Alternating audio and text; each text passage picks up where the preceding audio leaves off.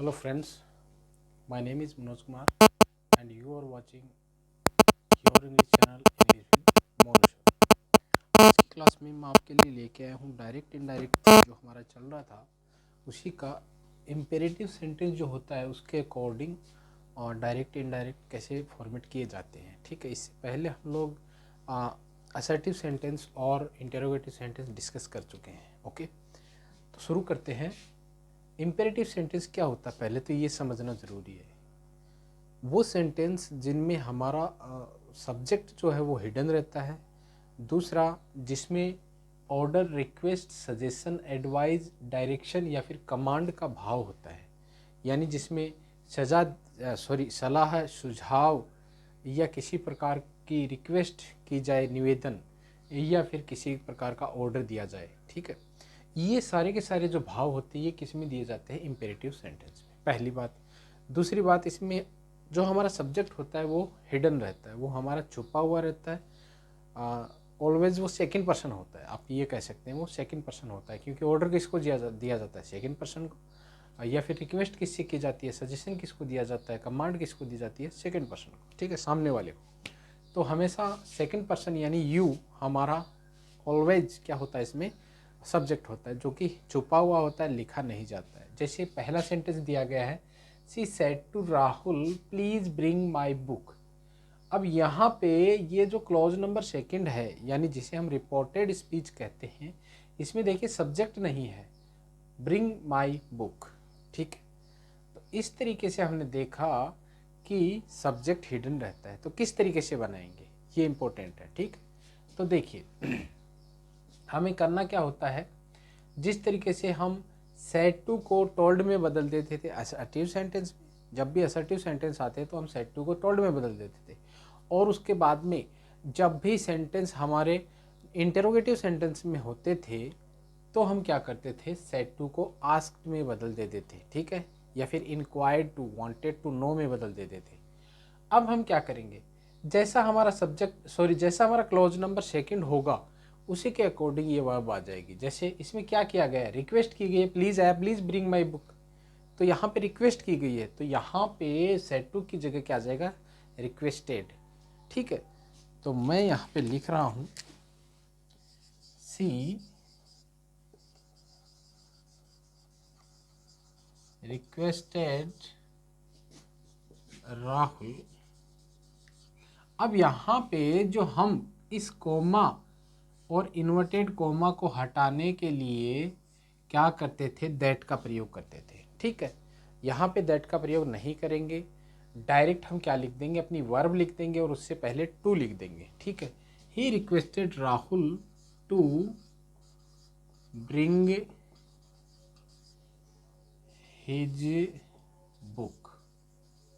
ठीक है, ये माई की जगह हिज क्यों आ गया? देखिए माई पजेसिव है आई का, और आई जो होता है यानी फर्स्ट पर्सन जो होता है वो चेंज होता है क्लॉज नंबर फर्स्ट के सब्जेक्ट के अनुसार। सॉरी, यहाँ पे हर आएगा, हर सब्जेक्ट के अनुसार। तो यहाँ पे सब्जेक्ट है सी, तो सी के अकॉर्डिंग यहाँ पे पजेसिव सी का हर आ जाएगा, तो हर बुक। ठीक है, और तो इसमें चेंजेस क्या क्या किए? एक तो रिक्वेस्टेड कर दिया, एक टू लगा दिया और एक हर। ये तीन चेंजेस हैं, जो एक प्रोनाउन चेंजेस है। दूसरा हमने क्या किया? वर्ब जो है, हमारी जो वर्ब थी क्लॉज नंबर सेकंड की, उसे क्या बना दिया है? अब इसे इन्फिनिटिव बोलते हैं हम। ठीक है, तो इन्फिनिटिव में बना दिया गया है, नॉन फाइनाइट वर्ब है। ठीक है, तो इस तरीके से हमारा जो भाव होता है, सेंटेंस का जो भाव होता है, उसी के अनुसार हम क्या कर देते हैं?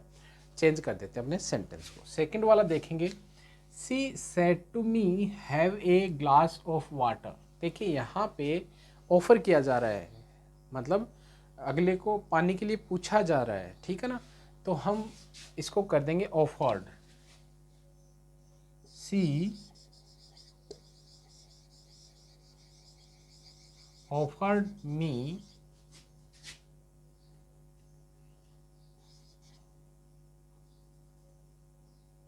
ए glass of water. She offered me a glass of water. ठीक है,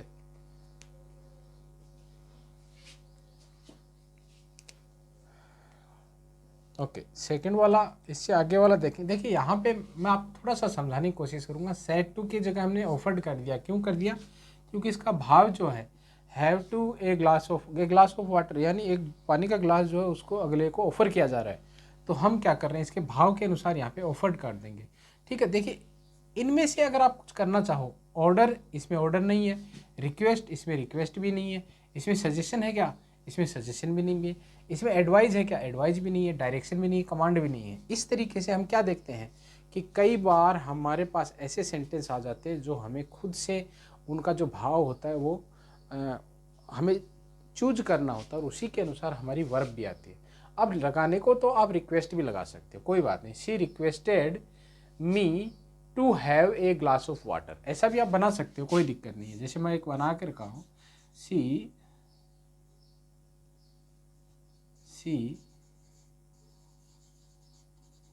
requested me to have a glass of water।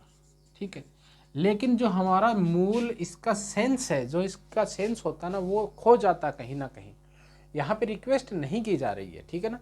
अब आप सजेशन भी लगा सकते हो लगाने को तो, लेकिन ये फॉर्मेशन जो है ये इस सेंटेंस के अकॉर्डिंग ही लगता है, ठीक है। तो ये हमारा कुछ हद तक गलत हो जाता है, ठीक है। Ram said to Sita take medicine regularly. देखिए यहाँ पे दवाइयाँ रेगुलर लेने की बात कही गई है। तो यहाँ पे क्या दिया गया है, क्या ऑर्डर है क्या, नहीं है। क्या रिक्वेस्ट है क्या, नहीं है। सजेशन है क्या, सजेशन हो सकता है, एडवाइस भी हो सकता है, ये दोनों चीज़ें हैं। यहाँ पे एडवाइस का भाव और सजेशन दोनों का भाव है, तो हम लगा सकते हैं। जैसे एडवाइस लगा दिया मैंने, Ram advised Sita to take medicine regularly. Okay, ये आपका सेंटेंस बन जाएगा। सेट टू की जगह एडवाइज आ जाएगा, क्योंकि ये भाव जो है ये एडवाइस दे रहा है कि आपको निरंतरता से या फिर रेगुलरली आपको क्या करना चाहिए, ये दवाइयाँ लेनी चाहिए, एक सलाह दी गई है, ठीक है ना, सलाह या सुझाव।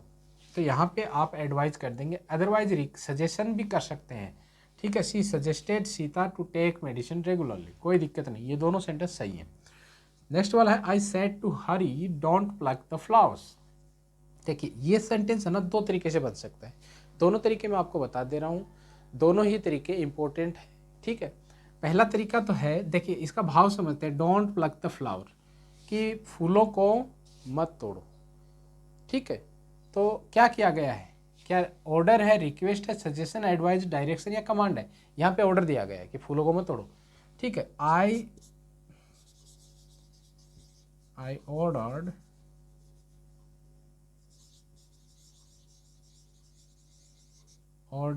Hari not to pluck the flowers,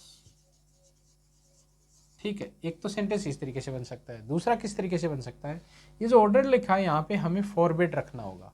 forward का मतलब होता है नहीं के सेंस में, ठीक है ना। तो यहाँ पे हम क्या रख सकते हैं, फिर जब भी फॉरवर्ड लगाएंगे तो नोट नहीं लगाएंगे, ये इंपॉर्टेंट बात है, ठीक है। तो यहाँ पे मैं बता रहा हूँ, आई फॉरवर्ड,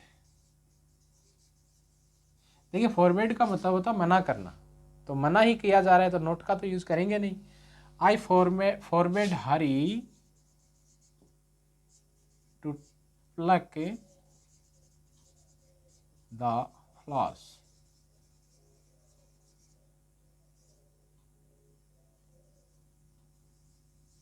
ओके, इस तरीके से बन जाएगा, I forward Hari to pluck the flowers. Okay, next, Ravi said to Sarla lend me your English book. English की बुक मांगी जा रही है, तो यहाँ पे रिक्वेस्ट की जा रही है, ठीक है। तो Ravi requested Sarla to lend his book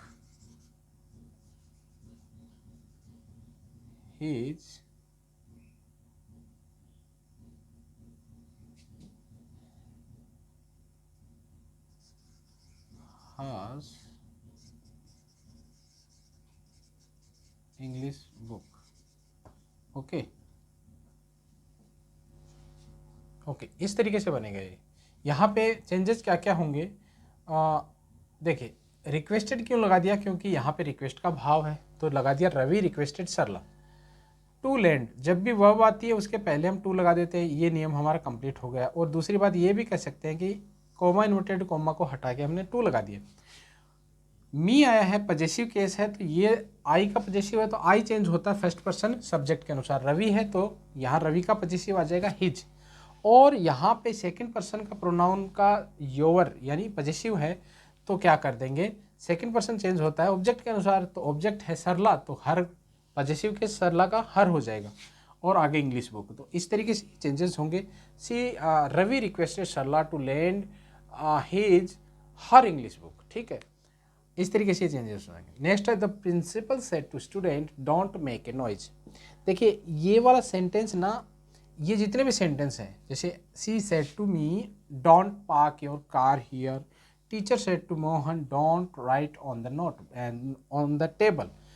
ये तीनों के तीनों, पहली बात तो हमें देखने हैं ये नेगेटिव हैं। ठीक है, नेगेटिव हैं। ओके, अब ये नेगेटिव हैं तो इनको हमें क्या करना होगा, नेगेटिव ही रखना होगा। जैसे कि इसको बनाया था, इस वाले सेंटेंस को, इस वाले को, यानी नेगेटिव बनाने के दो तरीके हैं, एक तो नोट रख दो या फिर फॉरवर्ड। ठीक है, दोनों तरीके मैंने आपको बता दिए, दोनों ही इसमें आ सकते हैं। डोंट मेक ए नॉइज, क्या किया जा रहा है, रिक्वेस्ट नहीं है, सजेशन भी नहीं है, एडवाइस भी नहीं है, डायरेक्शन और कमांड भी नहीं है, ऑर्डर किया जा रहा है। तो यहाँ पे the principal ordered to students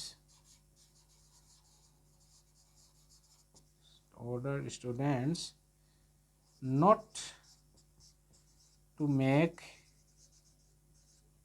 a noise।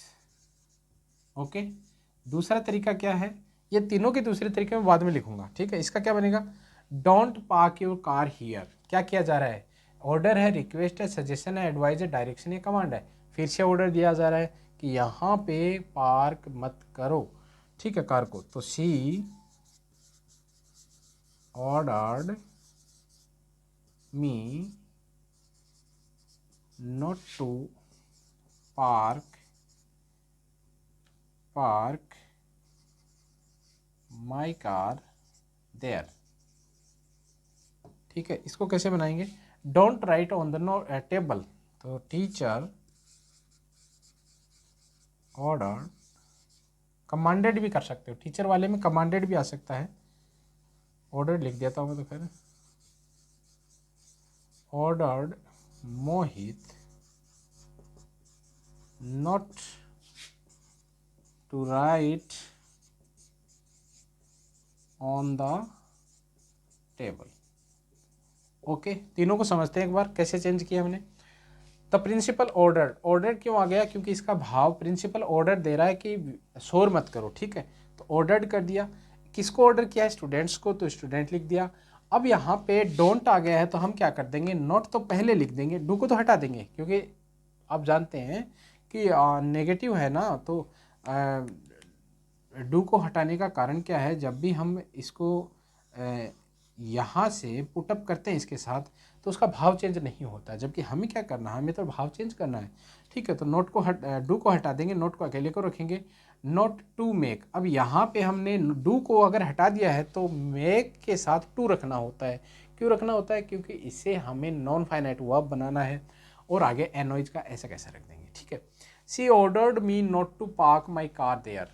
क्या क्या चेंजेस हुए हैं, ऑर्डर्ड आ गया, सेड टू की जगह क्यों आ गया, क्योंकि ऑर्डर का भाव है, और नोट आ गया जो सेम वैसे का वैसे था वैसे का, और पार्क के आगे टू लगा दिया।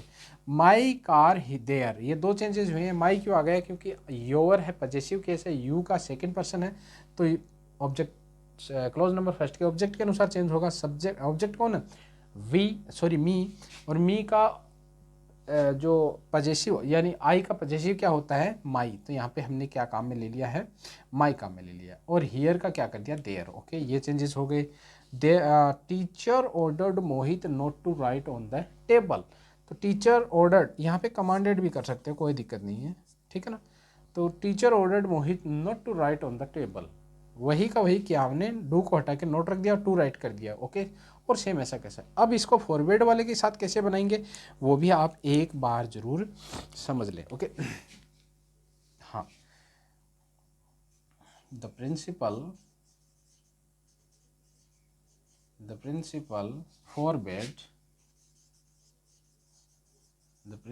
forbade to make a noise to, अच्छा, principal forbade students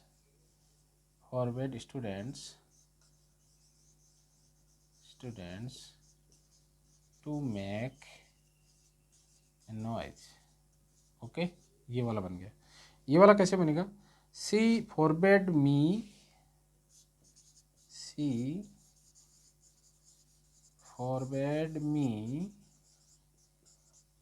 to park my car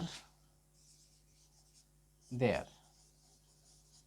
next वाला कैसे बनेगा, teacher forbade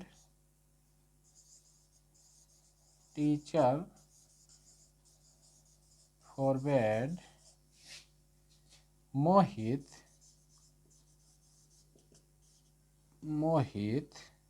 to write on the table, okay. ये सारे के सारे चेंजेस होंगे।